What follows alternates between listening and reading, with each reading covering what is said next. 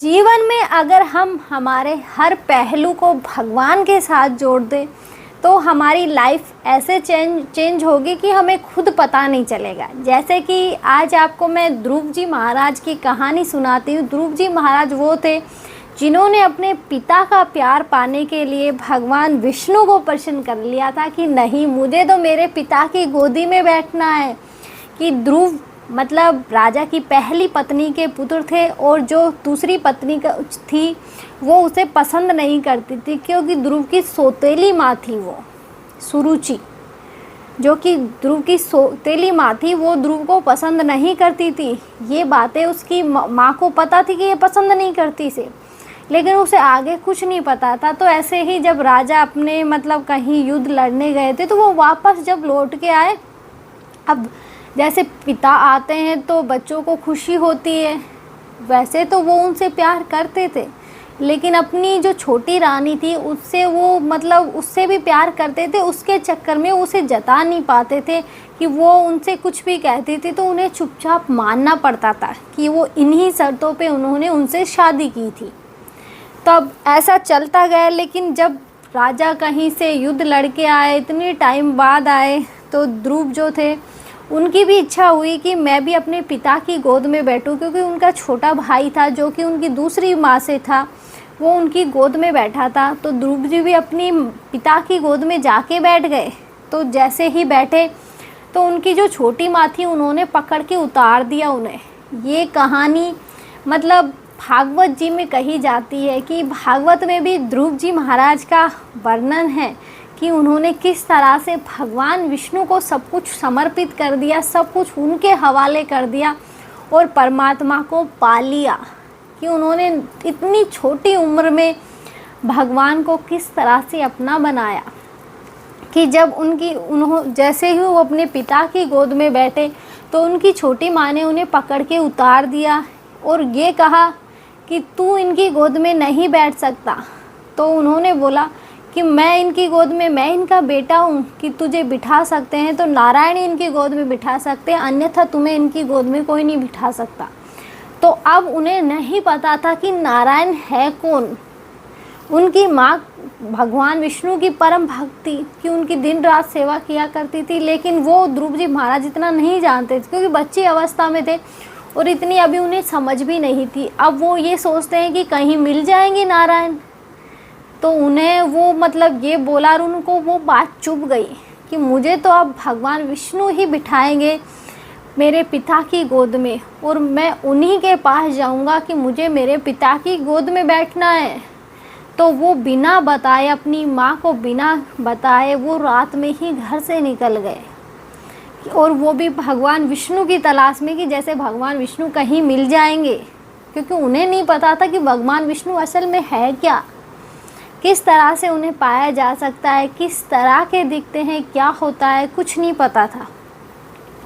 लेकिन वो होता है ना कि जब भगवान विष्णु की उनकी माँ सेवा कर रही है तो कोई ना कोई उनके माध्यम से उनको माध्यम बन के उन तक पहुँचाएगा। तो माता लक्ष्मी बीच में माध्यम बन गई कि जैसे ही ध्रुव जंगल में पहुँचा, उन्हें मतलब उनके जो अब राजकुमार है तो कपड़े तो अच्छे पहने ही होंगे कि गले में, सर पे मुकुट वगैरह इन सब को, तो उन्हें चोर मिले तो उन्होंने सब दे दिया। लेकिन चोरों को फिर भी तसल्ली नहीं पड़ी तो उन्होंने खाई से फेंकना चाहा कि अब अगर इन्हें से छोड़ा और ये किसी का राजकुमार हुआ किसी देश का तो ये जाके अपने पिता को कहेगा, वो हमें पकड़ेंगे। तो इन्होंने उसे खाई में फेंकना चाहा, लेकिन माता लक्ष्मी ने बीच में आके इन्हें बचा लिया।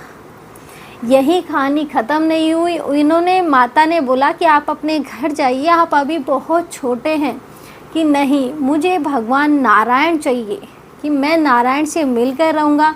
तो माता ने पूछा तुम्हें नारायण क्यों चाहिए, नारायण से क्या काम है, कि मुझे मेरे पिता की गोद में बैठना है। उनकी बस इतनी सी वो थी। और लेकिन वो होता है ना कि हम जैसे जैसे बड़े होते हैं लालच हम पे हावी होने लगता है कि जब बच्चा होता है ना तो वो ज़मीन से जुड़ा रहता है। जैसे कि मैं मेरी खुद की बेटी की बताती हूँ। मेरी बेटी अभी मतलब 2 साल से ऊपर की 1-2 महीने की हो गई, लेकिन उसका माइंड इस तरह का है कि वो जैसे चल रहे हैं तो अगर उसका हाथ छोड़ दिया तो वो रोड पे ही सो जाएगी। और जब तक तुम पीछे पलट के नहीं देखोगे वो ऐसे ही लेटी रहेगी, उठेगी नहीं। फिर वापस तुम लौट के आओ, उसे उठाओ, फिर वो चलेगी तुम्हारे साथ। तो अगर तुमने गलती से हाथ छोड़ा तो वहीं लेट जाएगी, कि उसे नहीं मतलब कि रोड है, वो कहीं भी लेट जाती है कि मुझे तो बस हाथ पकड़ के ले चलो, वैसे नहीं जा रही। तो ऐसे है कि जब बच्चा होता है तो उसे नहीं पता। आज अगर कोई रोड पे लेटा हो तो हम सीधा ही पी रखी होगी तो ये सोचते हैं, लेकिन वो बच्चा है, उसे क्या पता। लेकिन आज हम मतलब शर्म करते हैं। तो बच्चा होता है वो ज़मीन से जुड़ा होता है, हम ज़मीन से नहीं जुड़े। हम तो बस अपनी जो शर्म होती है ना उसके अंडर में है, माया के वश में हम इतने जकड़े गए हैं कि हमें कुछ नहीं पता। हम तो बस अगर कोई हम पूजा कर रहे हैं, गलती से कोई आ गया तो हम ऐसे बिंदी लगाते थे और तरीके से लगाने लग जाएंगे, कि इतनी शर्म है हमारे अंदर कि सूर्य भगवान को जल चढ़ा रहे, कोई आ गया मंदिर में तो वो ही नहीं चढ़ेगा हमसे, कि अगर चढ़ा दिया तो हम परिक्रमा नहीं करेंगे। तो ऐसे होता है कि शर्म कुछ करने नहीं देती। इसलिए बच्चे बन जाओ। बच्चा एक ऐसा होता है जिसका माइंड एकदम मतलब क्लीन होता है, कि उसमें कुछ नहीं होता, बस उसे खाने पीने से मतलब होता है, जो वो करेगा वो ही करेगा, कि उसे नहीं मतलब ये बेड है रोड है, वो वहीं लेटेगा। इसलिए मतलब जो होता है, इसलिए हमेशा मतलब बच्चे बन के रहो। लेकिन ये इतना आसान नहीं है, क्योंकि बच्चे में इतनी मतलब समझ नहीं है। क्योंकि जब दुख आता है तो हमें मतलब बहुत ज़्यादा दुख लगता है। जैसे बच्चे को भूख लगी है तो थोड़ी देर रोएगा, अब क्या करे, भूख तो लग रही है, लेकिन हमें पेट भरा है फिर भी हमें धन चाहिए। तो ऐसे हमारे अंदर लालच बहुत है, हम माया के प्रभाव में इतने जकड़ गए हैं कि हमें खुद नहीं पता कि हम क्या कर रहे हैं।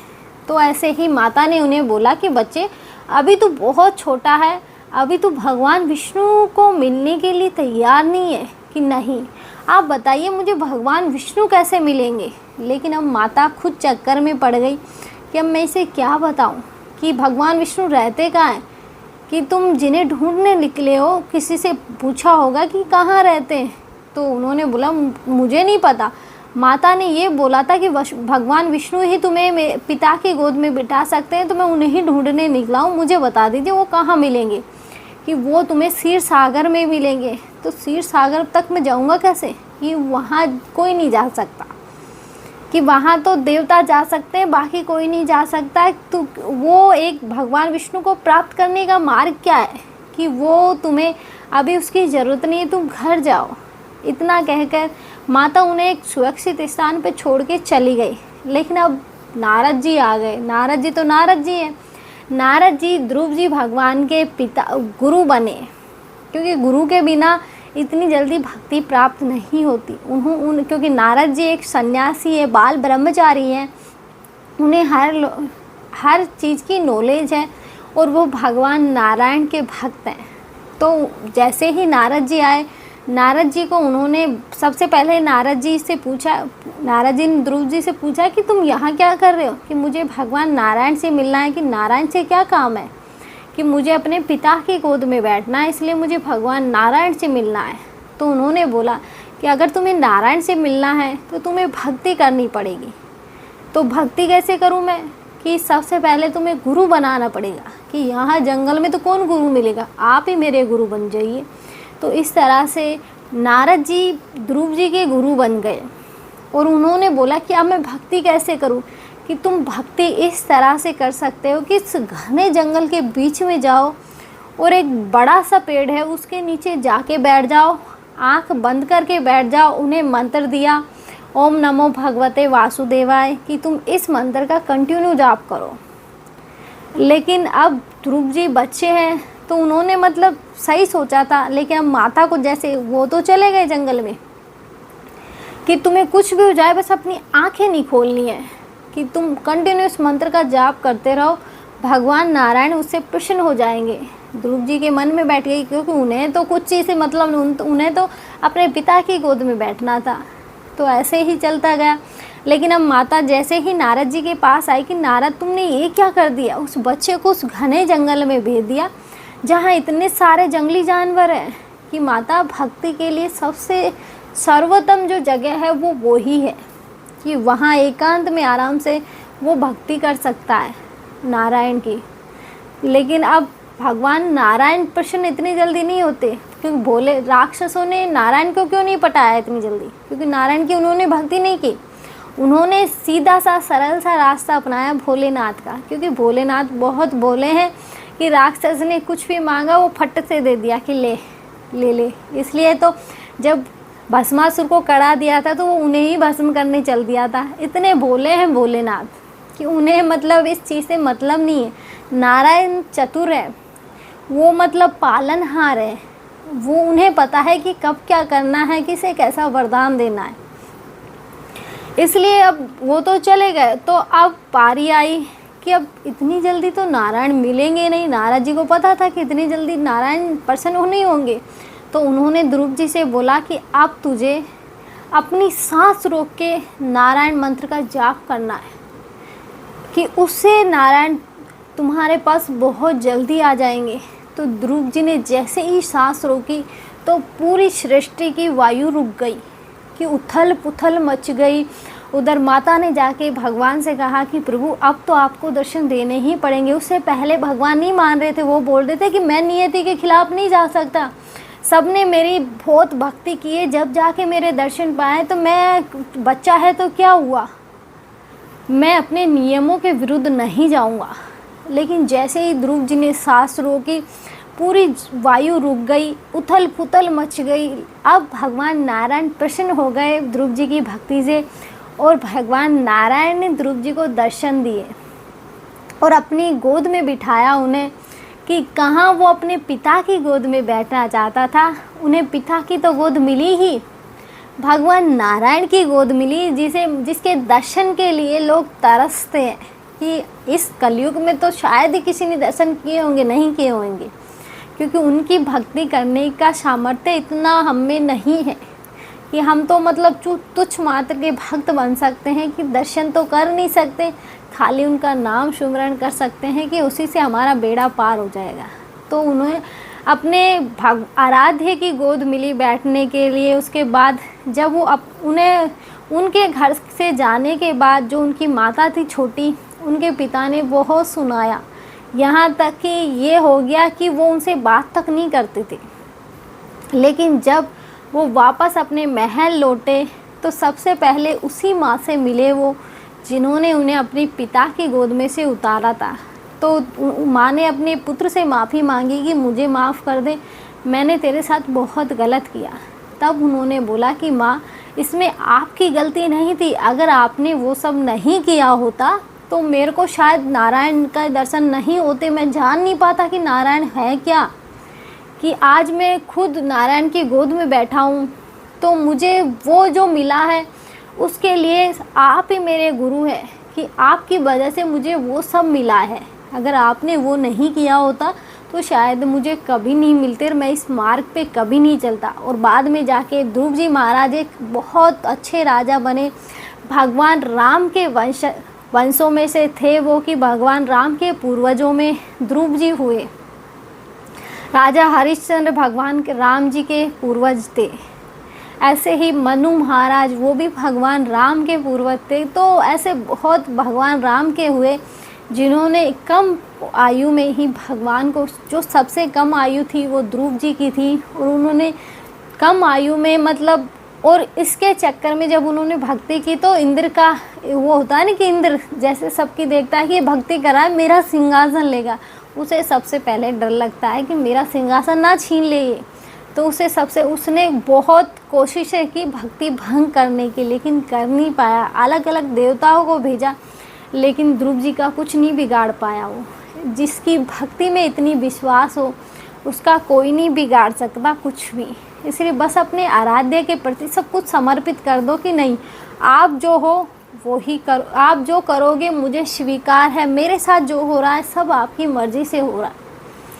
फिर देखना आपकी लाइफ किस तरह से चलती है, क्योंकि आप में वो चीज़ें, वो होता है ना, भाव आ जाता है कि अब भगवान के प्रति ऐसा भाव आ गया कि सब कुछ आप ही हो, मैं कुछ नहीं हूँ, आप जो करवाओगे मैं वो ही करूँगा। अब मैं आपके इशारों पे चलूँगा, आपकी आज्ञा मानूँगा, अपने हिसाब से मैं कुछ गलत चीज़ें करने की कोशिश करूँ तो मुझे रोकना, मैं आपके भरोसे हूँ। तो आप सब कुछ भगवान को समर्पित कर दो, भगवान आपकी गाड़ी बहुत अच्छे से चलाएंगे, क्योंकि वो तो उन्हें किसी ड्राइवर की ज़रूरत नहीं है, वो तो एक नाथों के नाथ दीनानाथ है। तो वो जब साथ हैं तो हमें किसी की ज़रूरत नहीं है। इसलिए मतलब भगवान को सब कुछ समर्पण कर दो, फिर देखो कि तुम्हें फल किस तरह से मिलता है। आज के लिए इतना ही। जय श्री राम। मिलते हैं नेक्स्ट वीडियो में नए टॉपिक के साथ। जब तक जय श्री राम।